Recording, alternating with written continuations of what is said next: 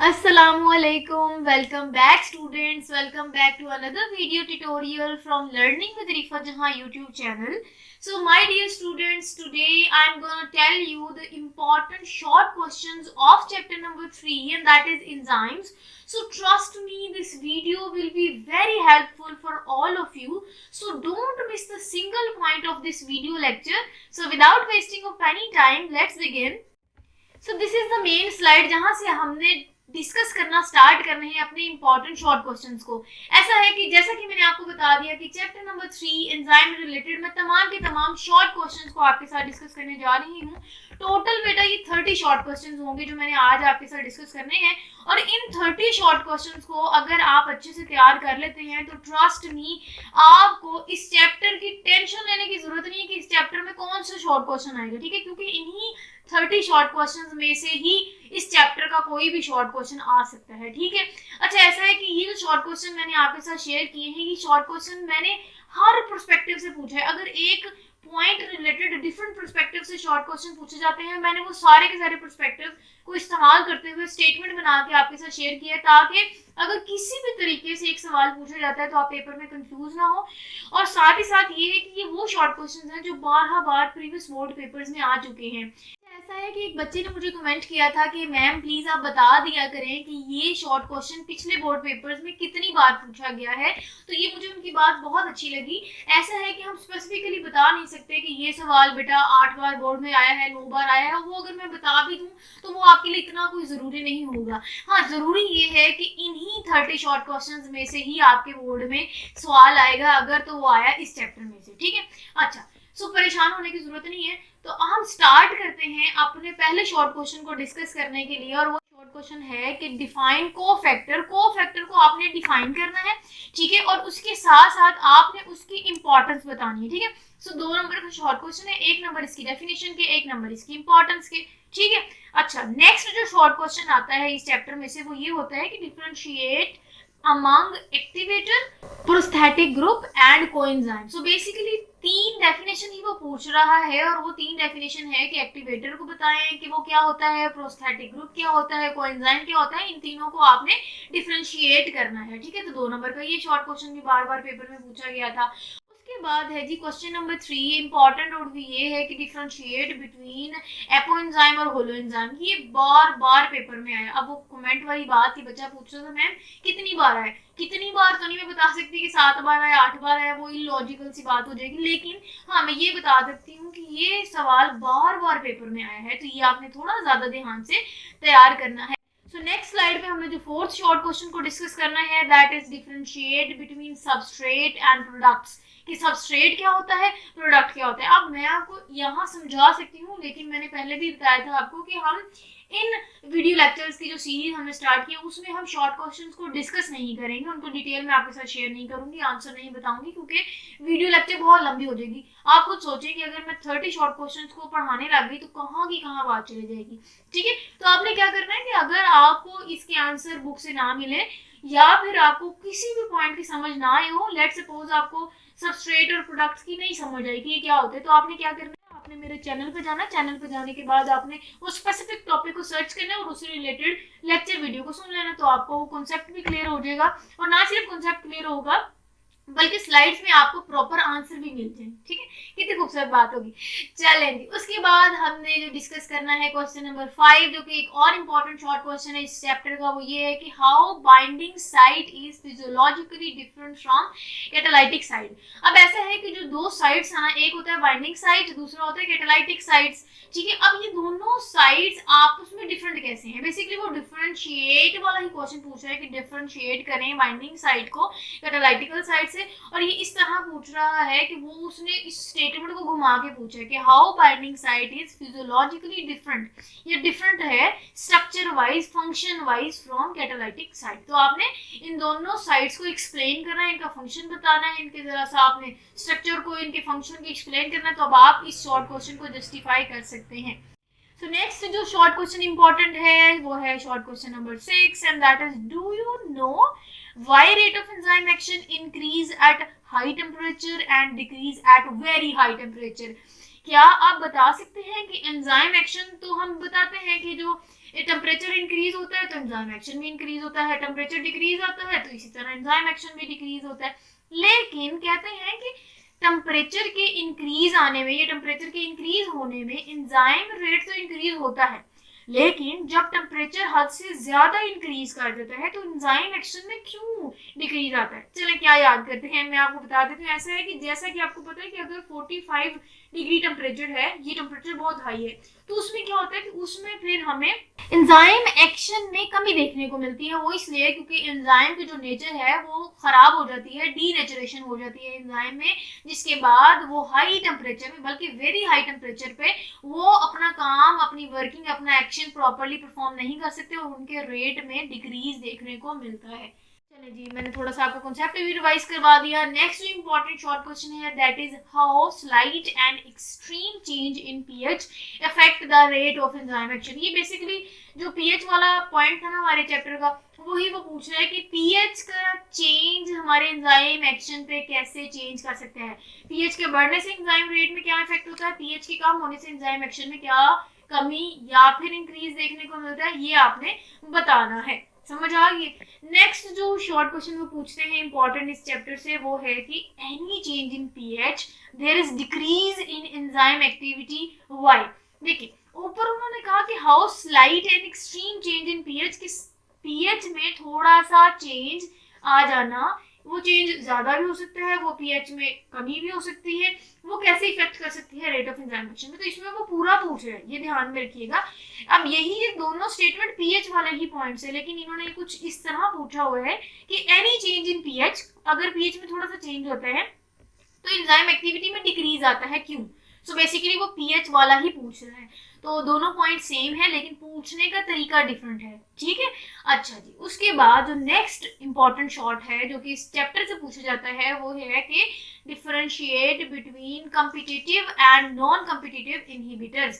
Competitive inhibitor क्या होते हैं, नॉन कॉम्पिटिटिव इनहिबिटर क्या होते हैं, और वो दोनों आपस में डिफरेंट कैसे हैं। तो डिफरेंशिएट वाला क्वेश्चन आए तो आपको पता है कि आपने सेंटर में लाइन लगा के उन दोनों टर्म्स को डिफरेंटली लिख के उन दोनों को एक्सप्लेन करना होता है, तब आप डिफरेंशिएट कर सकते हैं या जस्टिफाई कर सकते हैं डिफरेंस वाले क्वेश्चन को। नेक्स्ट जो 10th शॉर्ट क्वेश्चन इंपॉर्टेंट है इस चैप्टर का, that is list 2 conditions that destroy enzymatic activity by disrupting bonds between the atoms in an enzyme. Basically वो पूछ रहा है कि जब एंजाइम्स के एटम के बॉन्ड्स में डिसरप्टिंग या फिर हमें टूट फूट का शिकार या एक डिस्टर्बेंस फील होता है, वो डिस्टर्बेंस एंजाइमेटिक एक्टिविटी पे किन 2 कंडीशंस के लगने के बाद फील होता है। समझ आ गई। तो इसका आंसर मैं आपको बता देती हूँ, बेसिकली हाई टेम्परेचर और एक्सट्रीम चेंज इन पीएच, ये बेसिकली वो पूछना चाह रही है। थोड़ा सा मुश्किल सवाल था, मैंने आपके लिए आसान कर दिया कि वो ये एक सवाल को घुमा के पूछा है। बेसिकली वो यही पूछना चाह रहा है कि एंजाइमेटिक एक्टिविटी डिस्ट्रॉय करने के लिए जो 2 कंडीशंस इसमें अपना रोल परफॉर्म करती हैं, वो 2 कंडीशंस कौन सी, उनका नाम लिखें, ठीक है। तो इसमें हाई टेम्परेचर आ जाता है और एक्सट्रीम चेंज इन पीएच आ जाता है, क्योंकि वही 2 कंडीशंस हैं जो एंजाइम एक्टिविटी को डिस्टर्ब करती हैं, ठीक है। So next जो question number 11 and that is how do low and high temperature respectively affect an enzyme activity। So देखिए सवाल को समझें कि वो पूछ क्या रहा है। बेसिकली यहाँ टेम्परेचर का इफेक्ट ही पूछ रहे हैं एंजाइम एक्टिविटी पे। पूछ वो कुछ इस तरह से रहे हैं कि लो और हाई टेम्परेचर का क्या इफेक्ट होता है एंजाइम एक्टिविटी पे। समझ आ गई। जैसा कि आपको पता है कि जब टेम्परेचर लो होता है तो एंजाइम एक्टिविटी भी लो हो जाती है, टेम्परेचर में इंक्रीज देखने को मिलता है तो फिर एंजाइम एक्टिविटी में भी इंक्रीज आता है, क्योंकि मेटाबॉलिक रिएक्शन इंक्रीज हो जाते हैं उनमें। और जैसा कि आपको पता है कि एक सर्टेन लिमिट से ज्यादा अगर टेम्परेचर हो जाए, वेरी हाई टेम्परेचर हो जाए, तब फिर एंजाइम एक्टिविटी में हमें कमी की वजह बनती है या फिर हमें डिक्लाइन या डिक्रीज फील होता है, क्योंकि एंजाइम जो है उसमें डीनेचरेशन हो जाती है। समझ आ गई। इंपॉर्टेंट सवाल पूछते हैं कि व्हाट इज प्रोस्थेटिक ग्रुप, कि प्रोस्थेटिक ग्रुप क्या होता है, ठीक है। अब आपको पता है कि ये नॉन प्रोटीन पार्ट होती है जो कि किसी भी एंजाइम के साथ अटैच होती है और वो कोवलेंट बॉन्ड के साथ अटैच होती है, ठीक है। सो वो नॉन प्रोटीन पार्ट जो कि कोवलेंट बॉन्ड की मदद से अटैच होती है किसी एंजाइम के साथ, वो जो ग्रुप बनाती है उसको प्रोस्थेटिक ग्रुप बोलते हैं, ठीक है। अच्छा जी, नेक्स्ट जो है question number 13 and that is define inhibitors of enzyme के इनहिबिटर्स क्या होते हैं, ठीक है। बेसिकली आपको पता है कि इनहिबिटर्स ऑफ एंजाइम को अगर हम बात बताएं तो वो बेसिकली केमिकल सब्सटेंसेस होते हैं जो ब्लॉक कर देते हैं एक्टिव साइट ऑफ एंजाइम को, ठीक है। तो इनहिबिटर बेसिकली ब्लॉक कर देते हैं एंजाइम की एक्टिव साइड को, ठीक है, उनको हम इनहिबिटर्स ऑफ एंजाइम बोलते हैं। तो चल मैं इनके आंसर्स बताना लगी होगी, ये बहुत ज़्यादा लेंथी हो जाएगी, तो आई होप आपको समझ आ गई होगी, कुछ आपको काफ़ी सारी पता भी होंगी, और अगर आपको कोई पॉइंट ना समझ आए तो मैंने आपको बता दिया कि आपने चैनल पे जाके सर्च करके उसका स्पेसिफिक आंसर भी ले लेना है स्लाइड की मदद से, और आपने उसको समझ भी लेना है, ठीक है। सो नेक्स्ट जो इंपॉर्टेंट शॉर्ट क्वेश्चन पूछा जाता है that is how an enzyme accelerate a metabolic reaction, कि एंजाइम कैसे बढ़ा देता है मेटाबॉलिक एक्शन को, क्योंकि वो लोवरिंग कर देता है, वो कम कर देता है एक्टिवेशन एनर्जी को, ठीक है। एक्टिवेशनल एनर्जी जैसे ही कम होती है आपको पता है, वैसे ही जो रिएक्शन का मेटाबॉलिक रिएक्शन है, ये जो मेटाबॉलिक रिएक्शन है वो इंक्रीज हो जाता है, ठीक है। तो ये वो बेसिकली पूछ रहे थे। नेक्स्ट इंपॉर्टेंट शॉर्ट क्वेश्चन है that is short question number 15, और वो कह रहे हैं कि define apo enzyme and prosthetic group, कि आपने एपो एंजाइम को भी डिफाइन करना है, प्रोस्थेटिक ग्रुप को भी डिफाइन करना है। बेसिकली ये प्रोस्थेटिक ग्रुप अलग भी पूछा जाता है, किसी के साथ भी पूछा जाता है, ये टर्म और डिफरेंस में भी उठा के पूछ सकते हैं, तो बहुत तरीके से एक ही सवाल पूछा जाता है, ठीक है। सो जो इंपॉर्टेंट पॉइंट्स है वही मैंने आपके साथ शेयर करने, ताकि आप उनको नोट डाउन कर लें और उनको ज़्यादा ध्यान से पढ़ लें, ताकि आपके पेपर में शॉर्ट क्वेश्चन क्लियर हो जाए। नेक्स्ट जो इंपॉर्टेंट शॉर्ट क्वेश्चन आता है इस चैप्टर में say that is differentiate between pepsin and pepsinogen, pepsin pepsinogen से कैसे डिफरेंट है, उसकी क्या डिटेल है वो आपने मेंशन करनी है। Next is question number 17 and that is what do you mean by induce fit model of enzyme action. आपको पता है कि एंजाइम एक्शन के डिफरेंट मॉडल्स थे, और वो दो मॉडल्स थे, उनमें से वो इंड्यूस फिट मॉडल पूछ रहा है क्या होता है, उसकी आपने डिटेल लिखनी है, दैट्स इट। उसके बाद वो पूछ रहा है कि define induce fit model about catalysis, कि कैटालाइसिस के मुताबिक, कैटालाइसिस के अकॉर्डिंग जो इंड्यूस फिट मॉडल है उसको आपने डिफाइन करना है, दैट्स इट। पूछिए, दोनों ही इंड्यूस फिट मॉडल रिलेटेड ही क्वेश्चन है, सो दो डिफरेंट स्टेटमेंट के लिहाज से पूछा गया, वो मैंने आपके साथ शेयर किया। क्वेश्चन नंबर 19 है that is write down the effect of high temperature on an enzyme. देखिए इस तरह से भी ये स्टेटमेंट आ सकती है, आई होप आपको समझ आ गई होगी कि आपने एंजाइम एक्टिविटी में टेम्परेचर का इफेक्ट तो देखना है और लिखना है। Next is question number 20 and that is how temperature effect enzyme action. आप भी थक गए होंगे मैम एक ही स्टेटमेंट बार बार, इसीलिए आप परेशान होंगे कि 30 स्टेटमेंट्स कैसे, 30 शॉर्ट क्वेश्चन कैसे याद करें। तो मैंने आपको बता दिया कि कान यहाँ से पकड़ लो, कान वहां से पकड़ लो, पकड़े कान ही जाते हैं। लेकिन आपकी कंफ्यूजन को दूर करने के लिए मैंने एक ही टॉपिक रिलेटेड डिफरेंट जो शॉर्ट क्वेश्चन बनते हैं वो शेयर किए, ताकि आपको आइडिया हो। So how temperature effect enzyme action, इसमें भी वो टेम्परेचर वाला पॉइंट ही आ जाता है।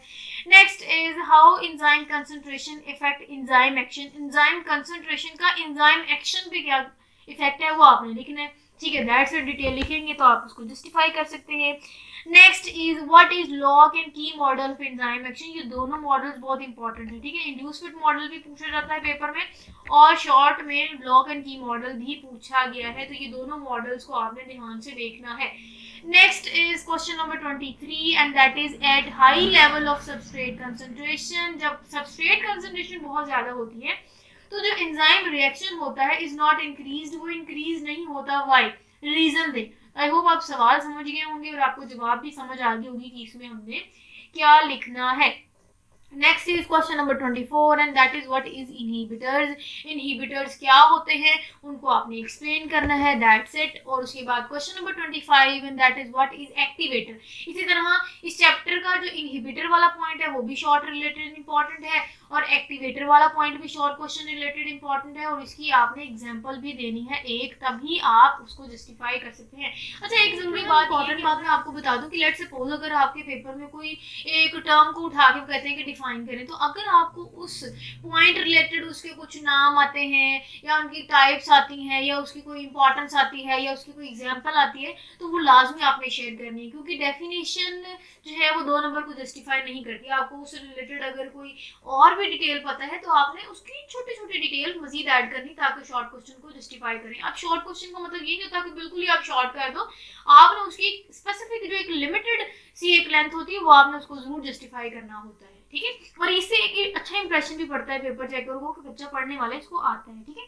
चलिए जी, next is another important short question, और वो है कि give 4 characteristics of enzyme, enzymes की 4 को कैरेक्टरिस्टिक्स वो पूछ रहा है, आपने 4 की 4 ही लिख देनी है, ठीक है। ज़्यादा लिखने की ज़रूरत नहीं है, ठीक है। अच्छा, उसके बाद question number 27 and that is how enzymes catalyse series of chemical reaction. जो एंजाइम है वो सीरीज ऑफ केमिकल रिएक्शन को कैसे कैटालाइज करता है, चलाता है या बिगिन करता है।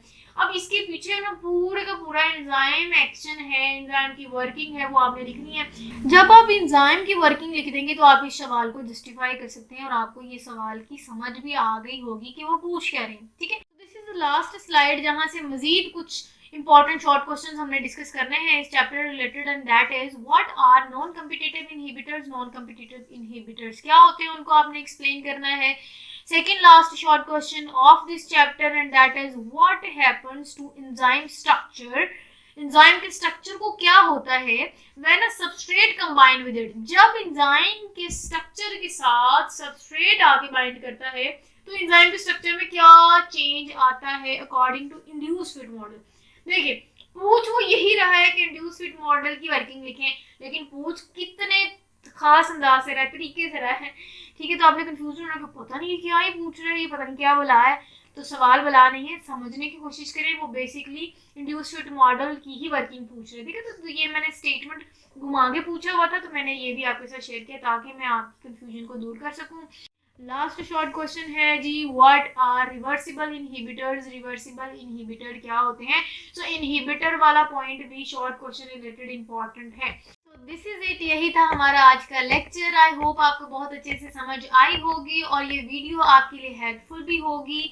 सो आपने क्या करना है, आपने इन तमाम 30 शॉर्ट क्वेश्चंस को अच्छे से प्रिपेयर करना है। तब उसके बाद आपको चैप्टर नंबर 3 रिलेटेड कोई शॉर्ट क्वेश्चन की टेंशन लेने की जरूरत नहीं, क्योंकि इन्हीं शॉर्ट क्वेश्चंस को ही उठा के वो पेपर में मेंशन करेंगे इस चैप्टर रिलेटेड। सो लास्ट पे एक और बात वो ये कि आपने अब क्या करना है कि अगर आपने मुझे कमेंट करना है तो आपने नाम मेंशन करना है, अपना सिटी नेम मेंशन करनी है, ताकि मैं लेक्चर में आपका नाम लेके, आपका सिटी नेम लेके आपको आंसर कर सकूं कि जी let's suppose Maryam from Lahore, आपके उस कमेंट का या उस सवाल का जवाब ये था, ठीक है जी। अपना बहुत सारा ख्याल रखिएगा। नेक्स्ट वीडियो में हम इंशाल्लाह चैप्टर नंबर 3 के इंपॉर्टेंट लॉन्ग क्वेश्चंस को डिस्कस करेंगे। टिल देन अपना बहुत सारा ख्याल रखिएगा। Stay connected and Allah Hafiz.